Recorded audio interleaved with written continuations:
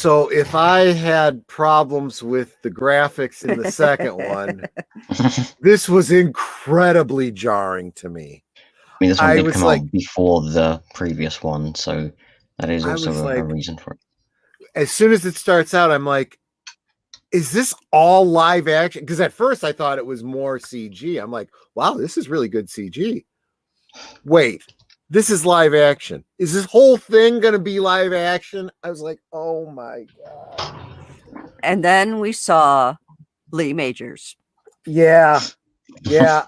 I do have to say, that was the best part of this whole film for me. Yeah. Was Lee Majors as Grandpa. Yeah. That I don't know if I could have gotten through the whole movie if it hadn't been for Lee Majors, to be honest with you. And it took a while for them to get him into the Hawaiian shirt that we're so used to seeing him in. Exactly.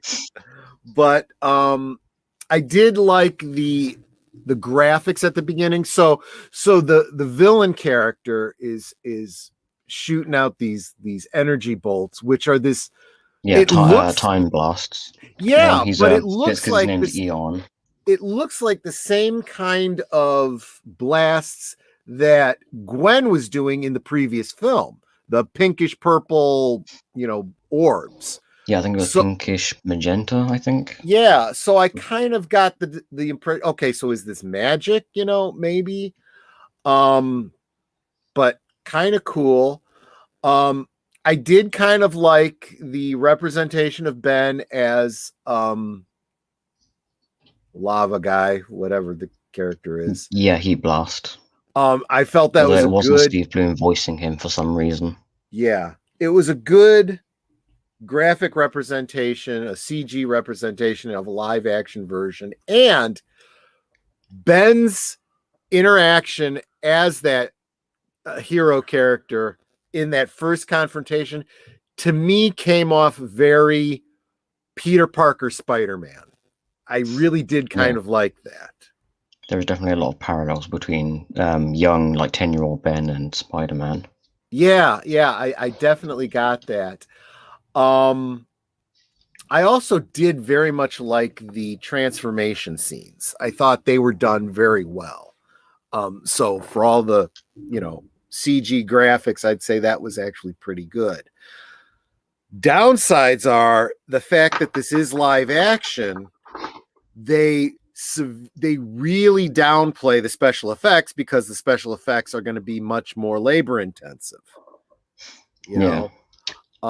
So that's kind of a problem. There's actually a value and a reason to why this should be an animated show, My biggest problem, I could have forgiven every other thing about this. The live action, the everything, the different voice actors, everything, except for the parents. Oh, gosh. The parents were terrible. These were not every other character, even the freaking bully characters in the school harkened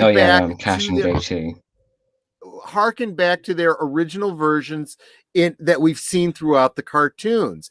And you could see the similarity. The parents were not the same parents. They were freaking hippies. These were not the same characters that we saw in previous incarnations. This was bad. This was wrong. It makes me wonder, is this even considered canon continuity with all of the rest of Ben 10? No, it's not. This is a separate timeline from the main series. That makes sense. Elements of this movie will come back later on, but not as more of like Eon, like the villain Eon, he'll come back a few times. Okay. That's another thing. The character of Eon, I did not understand at all. It did not make a lick of sense. The whole time travel element of it, the way the Omnitrix work, none of that works for me. Yeah, don't worry. The next time we see Eon, it will have no relation. Well, he will be this. I think the same character, but a lot of his backstory and elements of how his character works and all that, they'll be completely changed the next time we see him. Okay, but I'm not done ranting about this yet. Yeah, go so ahead. I at first was I thought it was leading up to something. I thought it was leading up to Eon is actually an alternate future version of Ben. If that had been the case, it would have made a little bit more sense to me. And he, a future Ben obtains time travel abilities, and he's gone back in time and tried to, alter his own history or something like that. That would have made sense, especially because part of the Eon's evil scheme is that he has gone back in time and, I don't know, inserted himself into the Omnitrix so that.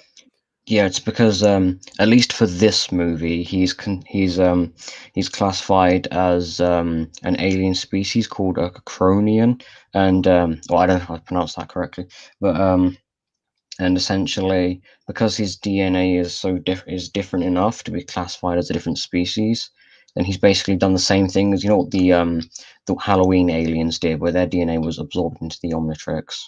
Right. It's basically the same thing, except this instance, Eon is consciously trying to make that happen.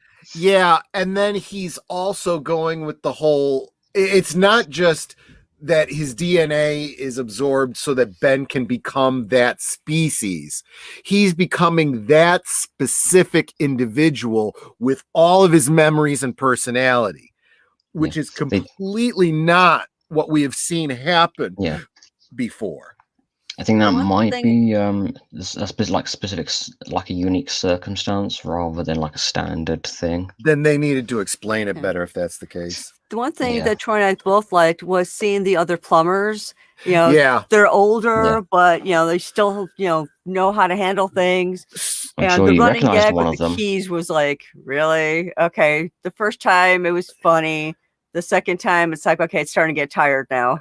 I did like some of the on the nose jokes where, well, what did you expect? We were just going to ring the doorbell, and then he rings the doorbell. I did get a kick out of that, but that's kind of unfortunate because some of the things that I like about this, I'm going to now find out are non-canon. So these other plumbers in town, the principal. I love the principal character, by the way. Did you recognize the actor? Oh yeah, Robert Picardo. I loved it. So all of that is going to be non-canon and taken out, and it's like you really actually did develop some story here. This whole idea that these plumbers are focused in this town. I did like the bit about all of this was under the town the whole time, and Gwen going, no, they just installed it last week. But now, in retrospect, that's basically what happened because this is non-canon. That stuff's probably. Oh wait, I just remembered the plumber base under Bellwood. We will actually see that again. It won't look exactly the same, but there is a plumber base underneath Bellwood. That's not something that's exclusive to this movie. And what about the other plumbers? Do they return at all? Do they still exist? We do see other plumber, although the thing with the plumbers is a little more complicated because there's two different versions of the plumbers depending on what point in time you're looking at.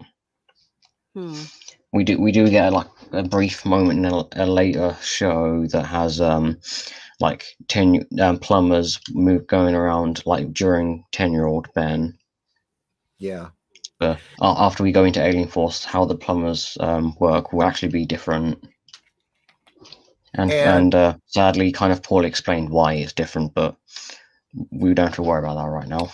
And I do, as the film progressed, I did kind of get into the new look for Ben and Gwen. They did look enough like their cartoon counterparts that I was like, okay, I can get behind this, especially once Ben was in his black and white shirt. I was like, okay. Although the joke about you never wash it, that kind of got old pretty quick. It's my favorite shirt. It's your only shirt. Yeah, that was. I'm pretty sure that joke was used before as well, before this movie.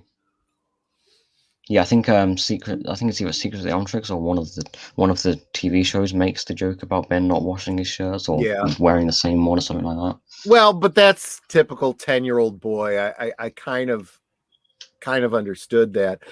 The thing that got me, and now that you point out that this absolutely is a non canon. Yes, yes, in its own timeline. Is the whole thing about the plumbers.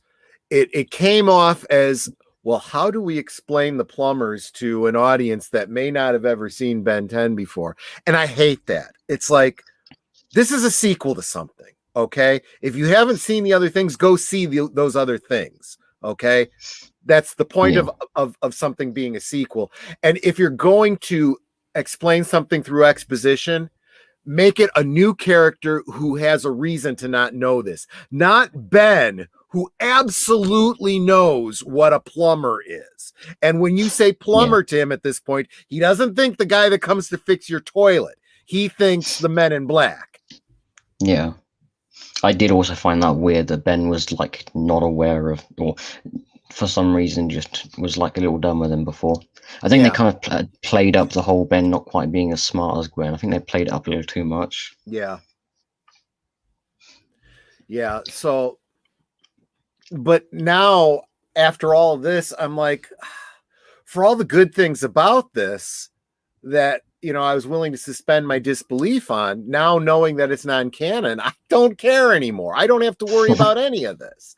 And now I'm just kind of disappointed that the things that I did like are going to be lost now. What was the idea behind this whole movie? Why did they even make it? Well, that was because the director, Alex Winter, he did it for his kids who they loved the show. And basically he basically sat in the director's chair for this movie because of his because he wanted to make it for his kids.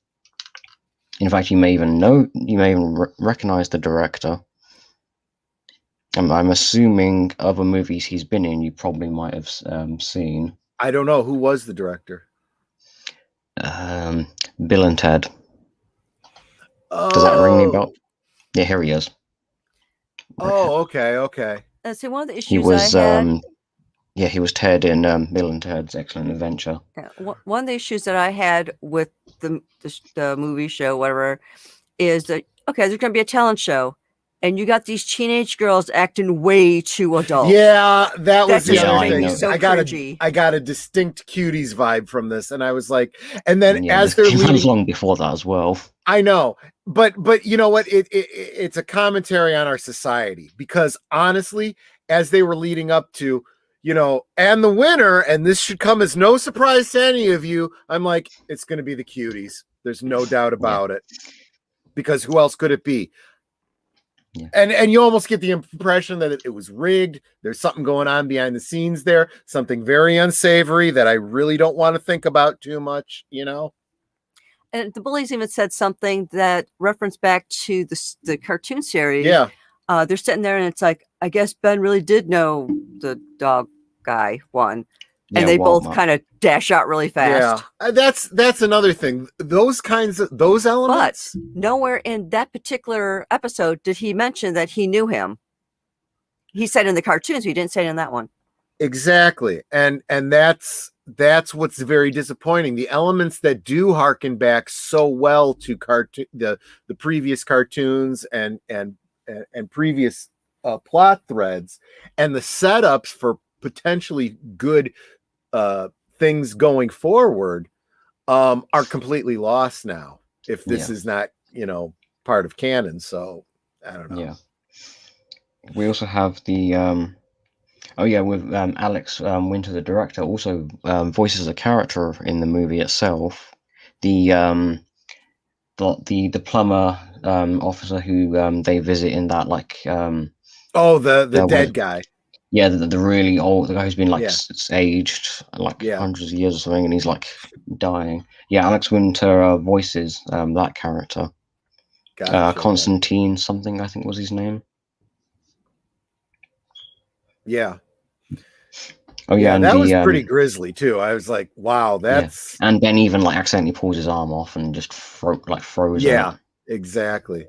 And that was really disturbing. Yeah, I mean, we've had some mature themes in Ben 10, more so than you would expect for a kids show. That was pretty, you know.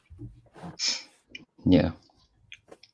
We also have the Hands of Armageddon, the thing that Eon is trying to activate. Yeah.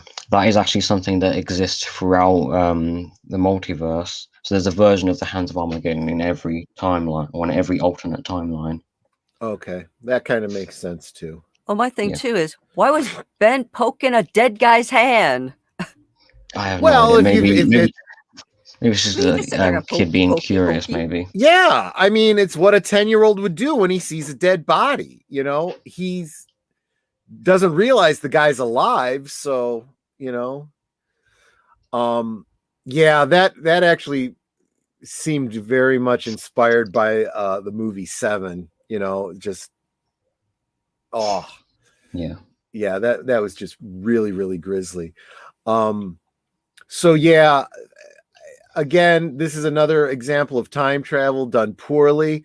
If for no other reason than if there was thought given to what was happening here, they did not make it clear to the audience. Yeah. You know, Ben 10 has the master, but they don't have the counterpart yet. If you know what I mean. Yeah. So yeah, this was definitely my least favorite. Although I could have gotten behind it if it had gone somewhere. If it's not going anywhere, then I see no reason to even. Well, There are a I think couple of other just throwing in callbacks to the Lee show. Majors Yeah. and Robert Picardo, I guess they figured, okay, we have these That two did named help. stars in here. It's going to help this. People will love it. Yeah. No, not so There are a much. few other callbacks to the show I recognized, like Diamond Head, Ben turning into Diamond Head in the school gym. Yeah. And also Wildmer on stage, and then Ben transforming back underneath like something, and then them passing it off as a magic trick. Yep, that was pretty clever. Again, you know, like introducing the Robert Picardo's character, that would have been a great setup for an ongoing character. If this was going to, was there actually a thought of this being the, you know, the way Ben 10 was going to continue as a live action or something like that? No, I think this was just like a one-off thing. I don't think they were intending to continue as live action. Yeah, that was the other thing, the destruction apart of the from Rust the Bucket. second live action movie, but that one's for Alien Force. Yeah, and that one is also directed by Alex Winter as well. It kind of makes sense. Yeah, the destruction of the Rust Bucket was like, what are you doing? You know, that's another thing that led me to believe. I wonder if this is just another one of those tangent timelines or something like that. Yeah. Weirdly enough, the next time we see the Rust Bucket, it will be called the Rust Bucket 2. So I don't know if like the events of this movie are happen in every universe or something like that. Oh, my head. Or maybe a original different Rust reason why Bucket the finally Rust gave up the Bucket's- ghost. Oh, for Pete's sake. Yeah. That's a little confusing, but there's another thing too. We've already looked at Ben's use of these aliens and using them for ridiculously silly stuff. We're getting to the point where it's like, why is he not doing things like using upgrade and using gray matter to like upgrade and fix the Rust Bucket and improve things around him? Yeah. Yeah, you know? that is possible. I mean, Upgrade can do that. I mean, because why would he not be doing that more often on his video games, games, for example? You know, especially after having actually been in a sumo slammer game. You know, and my thought is he hates homework so much. Why not have gray matter help him with his homework? Right. There are so many more logical things that you would even a 10-year-old would be thinking of to do with these abilities. Yeah. I think Grey Matter's intelligence, I think it's really confusing. Sometimes it's Ben's like relative intelligence while he's in that body, and then other times he has like higher intelligence than what he actually has. Yeah. I'm not sure which. They kind of go back and forth on that. Oh, and that's another thing. The way gray matter was handled in live action, I really kind of liked. I thought it came off pretty well. Yeah. And I honestly, I had the Asian diner guy. Yeah. When it turns out that he was one of the plumbers, that was a payoff for me, because I was like, when I found out all the other people were plumbers, I was like, oh man, I was really hoping that Asian guy was a plumber, and then it turns out like the next scene he was. I'm like, okay, that And what I was thought was funny is Gray Matter apparently is Jewish. Yeah, exactly. The creator of the Omnitrix, we noticed that every time he speaks, he uses Schlep and Yiddishisms. Yeah, so it was like he's Jewish. I actually never noticed that. Yeah. Oh yeah, we also have the part when Eon puts his DNA in the Omnitrix and then turns Ben into a version of, or a younger version of himself. He does actually reference the fact that that's like he's bypassing one of the fail safes in the Omnitrix. That's the whole, the 10-minute thing. Right, and the explanation to prevent for the DNA why, of the specific alien from overwhelming the person wearing the watch. which is exactly what he wants to happen. He wants it to overwhelm him so he can take him over, which okay, fine, but then why does it happen to him immediately? Why doesn't it happen after 10 minutes? It's a lot of things that they establish just don't ring very true. And also we have he mentioned something about Ben being like stuck as that alien forever, which I kind of took as like a hint at the a feature we'll see later in the Omnitrix, or in the official Omnitrix, that being the lifeform lock function. But considering this is not that version of the Omnitrix, I don't know if that's what they actually intended with that. That might have been, in this context, that might have just been something that Eon himself was doing to the watch rather than an actual feature of it. Yeah, ultimately, it comes down to this Eon character made zero sense to me, didn't seem to fit with other characters that we've seen.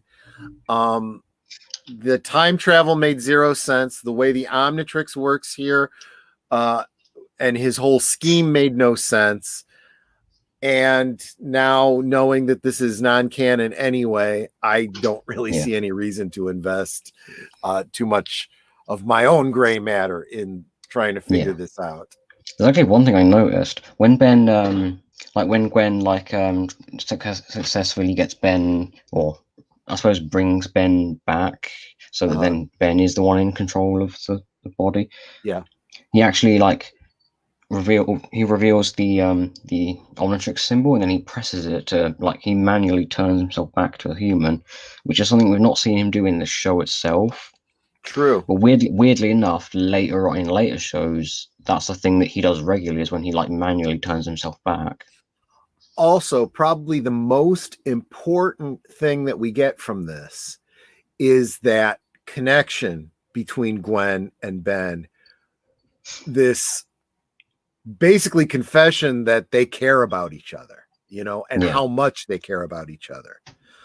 And we also get with Grandpa Max attempting to sacrifice himself, and Ben not really being able to handle it and attempting to pull him back. And again, all of that's lost by this not even being canon anyway. So the whole Grandpa Max dying or disappearing, in some way leaving Ben's life, that is something Ben's going to have to come to grip with at some point. Oh, absolutely. That seems inevitable, right? I mean, actually, every one of these future episodes that we've seen where Grandpa Max is still alive is kind of surprising to me, But yeah, this very, very, some things I really liked about this movie, but overall very disappointed. This bothers me. This was a waste, in my opinion. Yeah. Even the things I liked about it, the fact that they're dangled and then no long-term payoff for them is like, well, that sucks. It's like dangling a carrot I can never have. Yeah. Yeah, this movie did still have somewhat of an influence over the show itself. Like the Hands of Armageddon, we'll see them later. Obviously, we'll see the character of Eon later, but he won't be the same. There'll be some differences to him. Yeah. And obviously, some minor themes through these movies, like Ben saying that he's not going to let anything happen to Grandpa Max. Like, kind of continuing the whole Ben's connection to Grandpa Max, or how strong of a connection he has to him.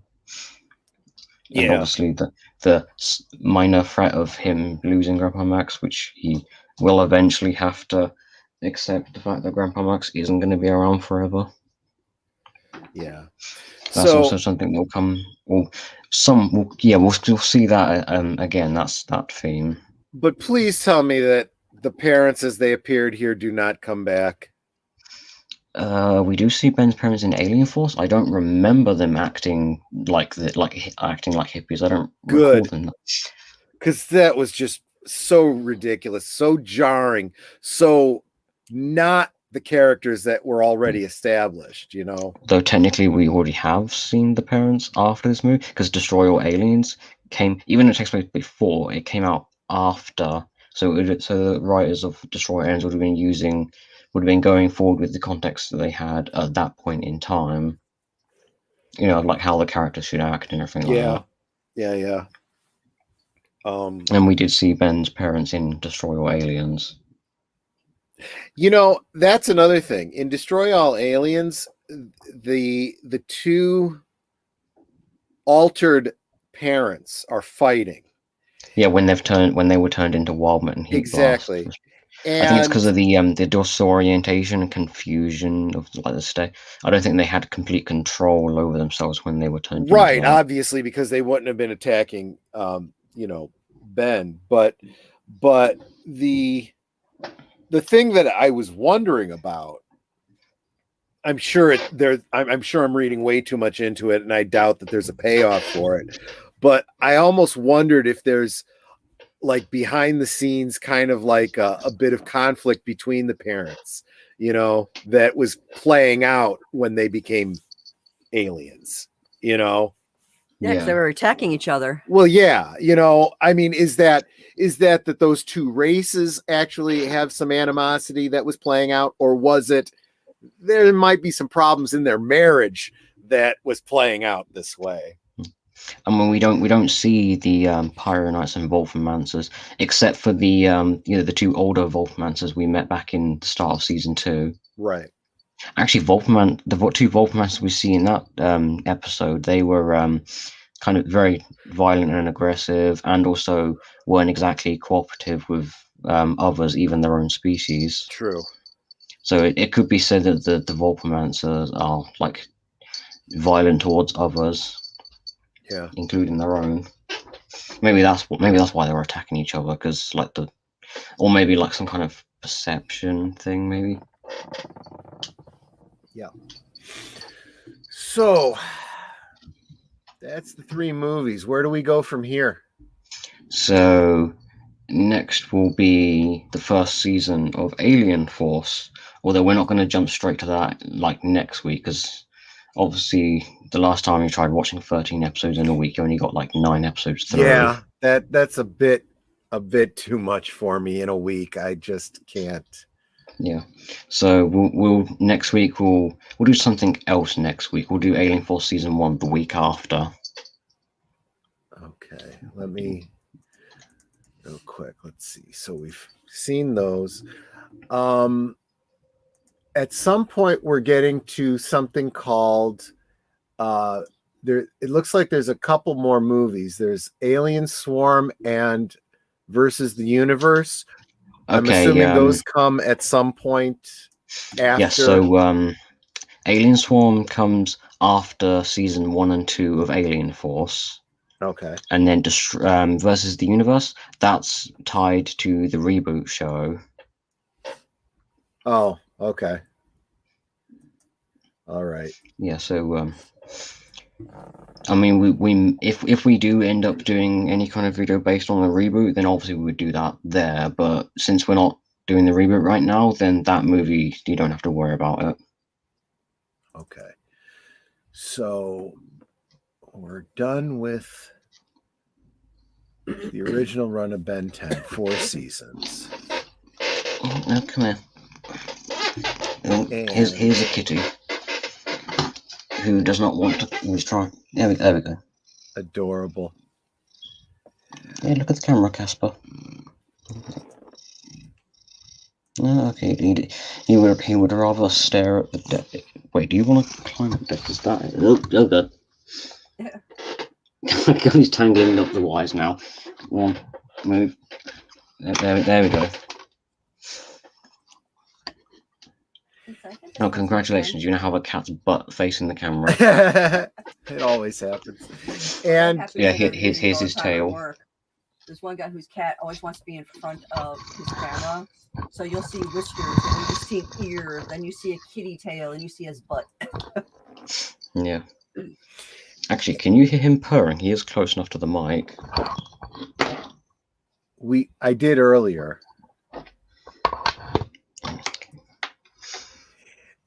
Okay, well, while the cat's sitting right in my face, hello. So next is Alien Force, is that right? Yep, Alien Force Season 1.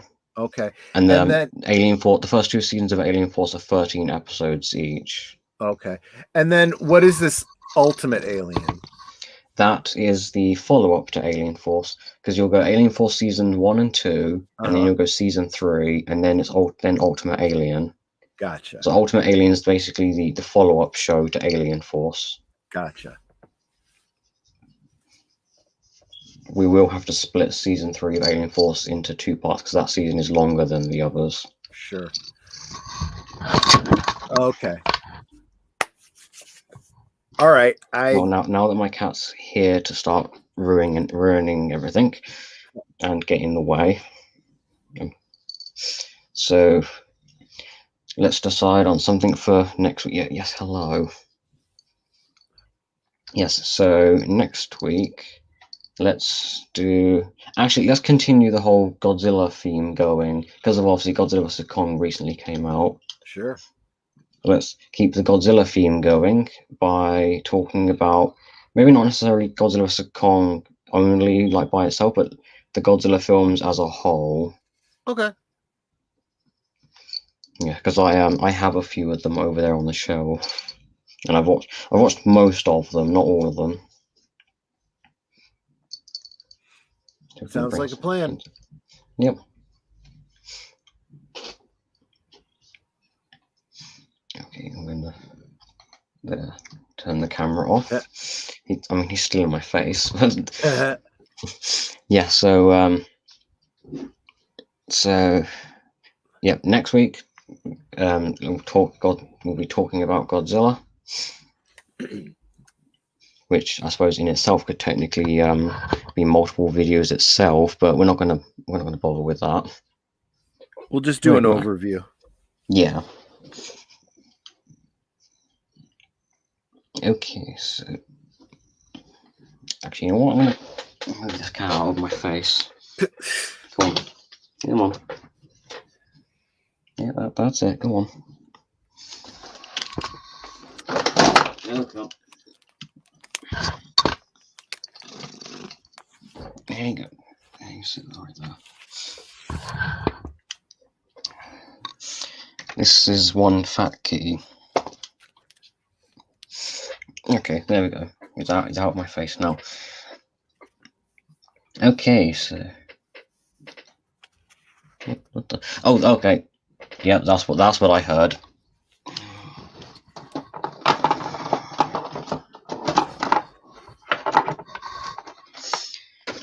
There we go. This is probably the clunkiest ending to a stream we've done so far. There we go. There we go. Yeah, okay. The camera almost fell over. I knew it was something. I heard it. Okay, and until next week. Yep. All I want.